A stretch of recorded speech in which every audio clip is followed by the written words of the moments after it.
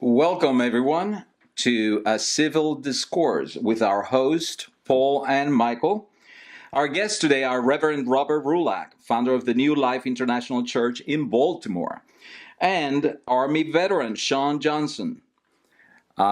Please, guys, what we would like to discuss today is, I'm going back to the times of Rodney King in LA, Freddie Gray in Baltimore not too long ago, and more recent events such as the Charlottesville attack. We're talking about racial problems in America, and my question is, how big is the racial divide? Robert, we'll start with you. How do you define race? I'm so glad you asked me that, Paul. I believe when you're dealing with any topic or any subject, you need to go back to the origin. Exactly. And God created us in His likeness and in His image, and He created one race. Okay. That is the human race.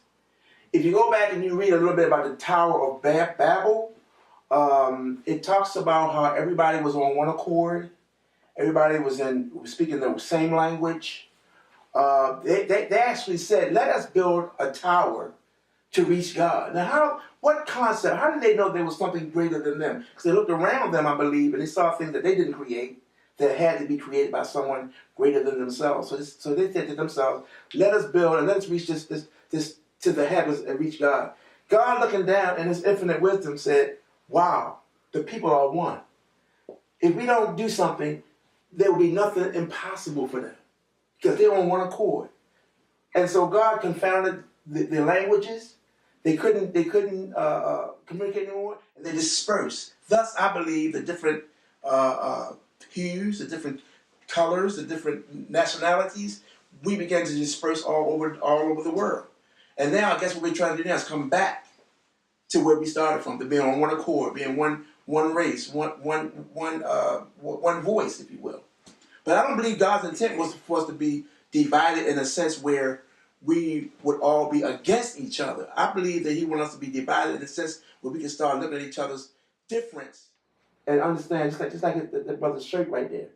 It's all multicolored, it's multifaceted, it's multidimensional, but it's one shirt. And I believe that that's the human race. The human race is one race that's made up of all different races, but it's still one race. Now, when you say all different races, and that's just a word, but I'm always curious. We have this word race that myself, I broke it down to my daughter, saying that there were two main points to the word race.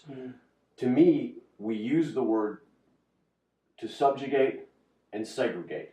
Subjugate, we want to say one person is lesser than another because of how they look, whether it's their skin color, their eye color, whatever it is physically, we want to subjugate them and make them feel less for usually it's economic gain, right, or some type of gain, feeling I'm better than you because of how I look. And then the segregation aspect of it, I think, in today's world is even worse, where we want to take people and say, well, he shouldn't be my neighbor because he's brown. And that's where I have the big problem, is the self-segregation. And that's one of the things that term race has brought about, is this segregation of people into little groups. He's like me, she's like me, they're not like me. So that is why I'm a big advocate of people blending together and mixing, and I think that's the only way to dissolve this eventually term race. And these words, black, white. Have you, coming from Jamaica, and I don't think we had said that yet, that you're from Jamaica. Yes. Is it different there than here, the words of the use of the word race? It's not race. I would just say how they treat you. It's everywhere. It's everywhere you go. People treat you different because of the car you drive and how you look or whatever. It's just this world we're in. It's just things. People treat you if you have a nicer shoes. They'll look at you. Even like girls, they'll talk to a guy because of the color of his shoes. So I think this goes back. We all need to go back to how we were raised inside the home and treat each other like human. That's all. Because people gonna talk about how your shirt look, how your shoes look, you know, I mean, the school you go to, and I mean, and even like here, it's a really nice house. They will talk about the house you live in and whatnot. But it comes down to this: we're all human. We all get sick. We all die. We all have cancer. Right. So we should learn to treat each other like human. That's all it is at the end of the day. Wow. So you're more of a socioeconomic guy, it sounds like, coupled with race and skin color. Those things are all part of the way people maybe judge you, discriminate against you, or feel a kinship. What do you think, Mike? What's in terms of race? How do you feel that it's defined in the United States? In the United States, I feel that race has become more a division of color. It's based on what color skin you are. It's not so much about. It's definitely not about who you are, ethnicity. You know, what region you come from. Like, for example, I'm Lithuanian, Italian, and German. So what am I? You know, people look at me and they say, well, I'm white. Okay, technically I'm white. That's my color of my skin. You know, if not necessarily, though. But not necessarily. You're not white. You know, let's. There's this analogy that we had some pre-discussion, and I was joking around with the guys, and I was saying to them, I said, you know what, if I had to open up a box of crayons, wow, and somebody said, well, pick one.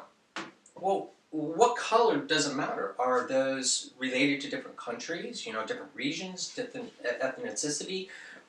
Why here in America is there still a divide between black and white? And it's been, history has just keep bringing up old wounds from slavery and, you know, hundreds of years of discourse in this country where we are today. But things happened in this country and race of where we are today bad. I'm not saying that it was good. You know, slavery was a really bad thing.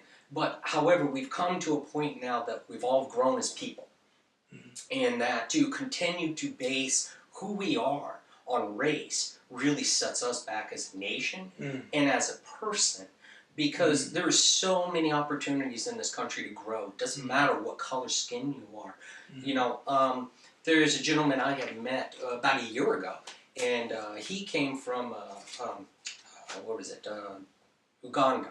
And he came here, he only had a few $100s in his pocket. He got a CDL driver's license, and a year and a half later he had 5 trucks, driving 5 guys, working with him, making over $500,000 a year. He had nothing. So to say that people, or, you know, I hear a lot of times they'll say, well, white people are privileged. What's that mean? Well, why are white people privileged? I don't think privilege has to do anything with the color of your skin. Privilege has to do with how hard you work, what opportunities do you get and receive for what you've done. Well, I would love to go back just a second because you were talking about what defines a race. You know, we were talking about white, black, I guess, brown, who knows what else we could come up with. We do know that, at least in the United States, that's kind of the way we refer to different races. Now that is totally wrong. We know that you know, race is really a socially constructed category of identification, and we should be talking about physical characteristics, ancestry, historical affiliation, or shared culture. That's what makes a race. And I wonder, I mean, is this black and white thing only happening in the United States? I mean, we could talk about South Africa a few years ago. I'm sure that was a problem there. And not that it's still solved, but is this something that only happens here? And what can we do about that? I think it's worse here than anywhere else, but I think the racism aspect, yes, is worse here. And putting people into groups, but I think human beings as a whole, we like to put people in categories and have from the beginning of history. In other words, those people are like me, those people are different. And in fact, you could go back, you know, 100,000 years and say, well, you had a group of nomadic humans and they ran into another group. And there's sort of an innate fear of these people, whether they're different looking from you or not. That's something that's human. We all make judgments and stereotypes, right? True. Let's say you guys are walking down the street. You're walking with your wife and child. Doesn't matter late at night what color the man is coming from towards you. You might have to make a judgment in your head. Wait a minute, I have to take care of my wife and child. That's right. Do you feel that? Yeah, you might feel that. Something that, you know, I don't know if you've encountered it yet. If you know, you're especially, I think, if you're out at night and you know you have to protect your family, right? So it doesn't really matter what color the person is coming the other way. Can I interject? Yeah, go ahead, Real please. briefly. It shouldn't. However, this social environment that we've I guess created throughout the millions, or should I say hundreds of years, if that person is in a black, we could be African American, we could be Caucasian, whatever, with our family, but if that person is an African American in a hood, his hands in his pocket, and he's reaching down, you're gonna feel more threatened by him than if it was a Spanish guy or a Caucasian guy with a suit on, or even a black guy with a suit on. It could be his dress, it could be his facial features, but it could be certain things that we've learned. Right? Would A you? learned behavior of how we should perceive what's in front of us, and we can use that across the board. Let me ask you this. Okay, where are you going with that? If you see a guy, there's a friend of mine, I'm not going to say his name, but okay, he's a white guy with a shaved head, he's a muscular guy, tattoos up and down his arms. Now, you're probably, if I saw him and didn't know him walking down the street, I might say to myself, you know what? I ought to be careful of that guy. Yeah. Because he looks dangerous. Exactly. When I see a guy like you in a suit, I feel zero threat. I don't care what color he is. It's just, you know. Right. That's your perception. Right, yeah, and I just don't And it's feel- relative. It's all relative and subjective, totally. Right. Do you feel more of a threat from certain people? Does it matter the skin color, or is it how they dress or look? How they dress. Everything comes down to how you dress. Present You yourself. present yourself. It's the key. It doesn't matter where you go. You're gonna have to, look a certain way, dress a certain way, because, hey, if Perception is everything. it's a key. Because if a guy should in here with dreads, come in here with dreads, have gold teeth, and start talking, pointing his finger, you're gonna think, okay, here we go, he's a gangbanger. Which he's gonna be that. He is what he is. He dresses, so we gonna accept what it is. I'm not gonna try and say, okay, a guy's gonna wear a hoodie. And come on, if you're in a country or an environment where if you dress a certain way, they're gonna think, okay, this guy's a thug. You're gonna present yourself differently and stop trying to change what is. It makes sense? So that's how I look at it. Wow. But let me ask you this, based on that. So let's say he's got gold teeth, he's got dreads, he comes in. Does it mean he's a gangbanger? Not necessarily. Right. I mean, maybe it's just that it's a lifestyle that he likes. Fortunately, society's going to judge him that way. So he's immediately removing himself out of what we would call in society the norm, and then he's going to be judged more harsh than what that person would hope for. But at the same time, I would think that that person understands, because they're choosing that way, they know that they're not going to be accepted into the norm of society. So if you do that, do you really have the right to get angry if people judge you that way? No. It reminds me of a conversation I had with a friend from Hawaii, and he said, yeah, we were talking about gangs and things. He said, yeah, we have the same kind of gangs there that you might have here, people that want to look like a gangster. And there's definitely a sort of a look that you want to cultivate if you want to be viewed as that. Whether you are or not, maybe some kid wants to pretend that he is, he thinks it's cool, or girls will like him or something, right? But they have that same thing, but he said it's predominantly the people are Asian there in Hawaii, or some mix thereof. True. But when you are portraying this, are you not asking for people to judge you that way? If you dress tomorrow like you were a quote unquote, let's say thug, gangster, whatever term you want to use, you would expect people to judge you like that, right? No, I wouldn't. I'm so glad you asked me, because yesterday I was dressed like that. Yeah. Yesterday I could be considered to look like a thug. Why? Because I was out there in the street, when in Rome, you do what the Romans do. Okay. I don't go out into the hood, so to speak, and begin to witness to Jesus Christ, about Jesus Christ in a 3-piece suit. Right. I want to get down there, not down, but I want to be able to be received not by how I look, but from what I say. So if I wear something that's going to be a distraction, then I'll just wear something that I'll blend in. So then you have an opportunity to see who I really am. And I think I always like perception. And not only that, I think Paul said it, that I became all things to all men that I might win them to Christ. And you said a word earlier, the norm. Let's talk about that. Who determines what the norm is? Media, pop culture. I don't, Before that, let's go all the way back. The norm for America was the American Indian taking care of their land, buffalo hunting, just living off the land. And I'm not getting into race. I'm talking about economical gain. Whether because some of the first civilized nations were in Africa, and we talk about slavery. Let me go back. So when the Pilgrims came, you know how we learned in school about that Christopher Columbus discovered America. That's the norm for history, right? Yes. But then I found out it wasn't true. Now, how can you discover a country when people are already living here? Well, So the American Indian was already here. but that's Hold on, give me 1 second. I'm trying to create how the norm came about. So that the norm at that point was different because it was one civilization, and then when we started coming up with the different cultures, walk me for 1 minute, Paul. it's just a point. So now the Pilgrims come and they start saying, they pitch a tent, not a tent, where they pitch. Right. They say, Yeah, we're going to take up a little black land. I mean, the whole America, all they wanted was something to have Thanksgiving with. I understand that. They got the Thanksgiving turkey and all that, boom. There's a few of them, couple colonies or whatever. They getting established. As they're getting established, we blame everything on the white man about slavery. But if you read your history, we deceived ourselves. We sold ourselves into slavery. What do you mean by that?